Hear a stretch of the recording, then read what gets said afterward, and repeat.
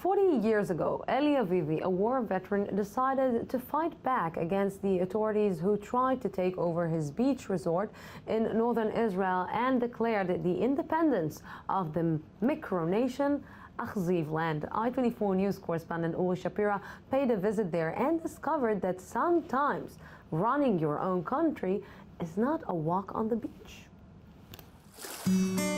Most people are not aware that the West Bank, the Gaza Strip and Israel share the area between the Jordan River and the Mediterranean Sea with another country. Its name is Achziveland. It's only 10,000 square meters in size and contains only 2 permanent residents, but it's always full of visitors.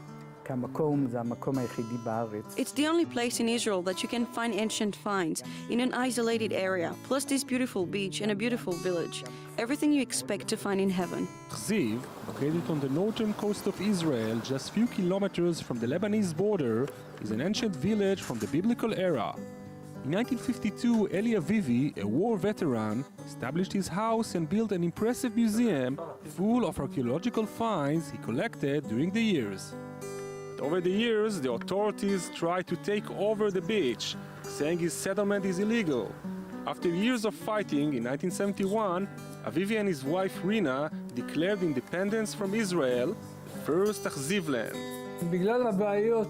Because of all the problems I had with authorities, I decided to start a war. A war with all the authorities that didn't want me here. The rumor of the tiny nation spread across the world, and many came to see the little wonder. Rina and Eli even issued special passports. In the mid-70s, it was the perfect getaway for celebrities such as Sophia Loren and Paul Newman. Even the notorious mobster Meir Lansky asked for asylum in Achziv after Israel refused to give him one. When we declared Achziveland as a country, one parliament member said, "We do not need that. We have enough enemies, neighbors. We shouldn't have another country inside Israel." So Eli wrote him a letter saying, "You should honor our country, because it could come as a great benefit to Israel. For example, I will vote for Israel in every vote in the UN. Plus you got the Lansky problem. I can give him asylum and then he won't have to ask you for one. So he could stay in Israel but won't be an Israeli resident." The Urban Dictionary defines micronations as any entity which has the appearance of being a sovereign state but isn't. Along with Achziveland, there are around 2,000 known micronations in the world, from the independent state of Rainbow Creek in Australia to the great nation of Aboon in the US. Many of them were created as a protest or in mockery of the authorities, though many people tend to take it seriously.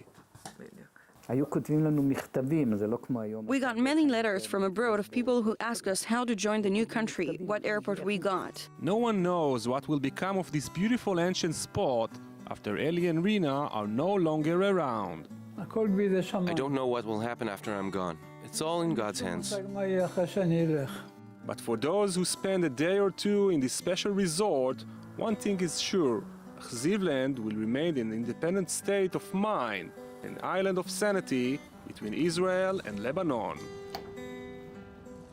Now I feel really bad that we didn't let our i24 News reporter Uri Shapira stay there for one day or two and discover more about Achziveland.